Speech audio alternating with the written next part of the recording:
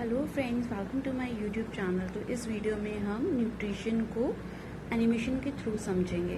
तो आप जानते हैं हमें न्यूट्रिशन के लिए फूड की ज़रूरत होती है, राइट। फूड से ही हमें एनर्जी मिलती है और वो मेन जो एनर्जी हमें जिन फूड प्रोडक्ट से मिलती है वो हमें मिलते हैं प्लांट्स से, राइट। हम प्लांट्स को खाते हैं तभी हमें एनर्जी मिलती है, चाहे हम प्लांट के किसी भी पार्ट को वेजिटेबल्स की फॉर्म में, फ्रूट्स की फॉर्म में खा रहे हैं तो हमें उससे एनर्जी मिलती है। लेकिन न्यूट्रिशन के मेनली दो टाइप्स हैं, हम उनके बारे में देखते हैं वो कौन कौन से हैं। फर्स्ट, अगर हम प्लांट्स जो हैं उनकी बात करें तो प्लांट्स अपना खाना खुद बनाते हैं, तो उनकी जो न्यूट्रिशन है दैट इज ऑटोट्रॉफिक। और ह्यूमन बींग्स और बाकी एनिमल्स प्लांट्स के ऊपर डिपेंड होते हैं अपने फूड के लिए, तो इसलिए उनकी जो न्यूट्रिशन है दैट इज हेट्रोट्रॉफिक न्यूट्रिशन, ठीक है। इसीलिए प्लांट्स को ऑटोट्रॉफिक ऑर्गेनिज्म और एनिमल्स को हेट्रोट्रॉफिक ऑर्गेनिज्म कहा जाता है, including human beings as well.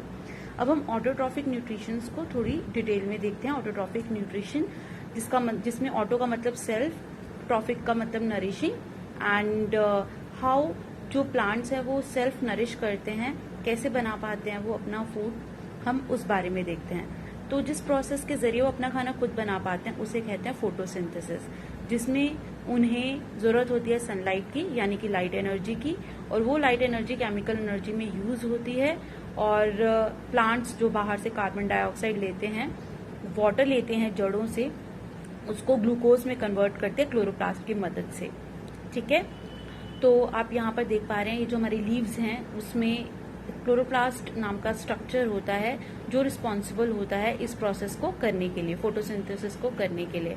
Otherwise ये सब चीजें तो हम भी लेते हैं, कार्बन डाइऑक्साइड, वाटर तो हमारे पास भी रहता है, ठीक है, हम भी ये कर सकते हैं, सनलाइट भी हम लेते हैं, बट क्लोरोप्लास्ट हमारी बॉडी में नहीं है, that's why we can not do this process photosynthesis, and that is the reason that we are not autotrophic, ठीक है। अब प्लांट्स मैक्सिमम दिन में जो है कार्बन डाइऑक्साइड लेते हैं, रात को ऑक्सीजन लेते हैं, बट कुछ प्लांट्स को छोड़ के, जैसे कैक्टस है, ये रात को भी कार्बन डाइऑक्साइड इनहेल करता है। इनमें कुछ इंटरमीडिएट कंपाउंड्स बनते हैं जिस कारण, ठीक है।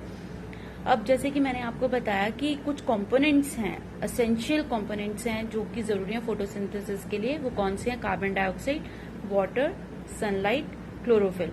क्लोरोफिल बेटा जैसे मैंने आपको बताया वो लीव्स में है, ठीक है, और उसी के अंदर जो है क्लोरोप्लास्ट रहता है जिसकी मदद से ये काम हो पाता है फोटोसिंथेसिस का, ठीक है।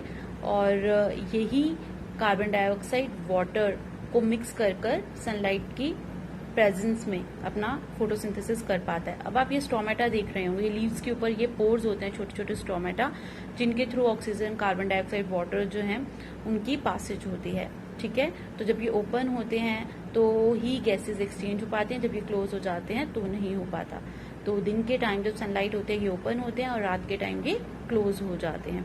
यहाँ पर आप देख पा रहे हैं स्टोमेटा की ओपनिंग से ही कार्बन डाइऑक्साइड एंटर कर पाई, ठीक है। और उसके बाद जो फोटोसिंथेसिस के प्रोसेस के बाद वाटर एंड ऑक्सीजन जो की प्रोडक्शन होती है और वो इसी स्टोमेटल पोर्स के जरिए बाहर आते हैं, ठीक है। अब ये जो प्रोसेस है फोटोसिंथेसिस, इसमें जो वाटर है वो जड़ों के जरिए प्लांट में पहुंचता है, और वाटर में कुछ मिनरल्स मिक्स रहते हैं जो उसे सॉइल में से ही मिलते हैं, वो भी यहाँ तक पहुंचते हैं, और वो बहुत इंपॉर्टेंट रोल प्ले करते हैं हमें न्यूट्रिएंट्स देने में, ठीक है।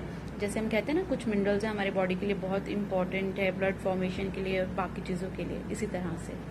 तो आई होप गाइज आपने ये वीडियो एंजॉय की होगी।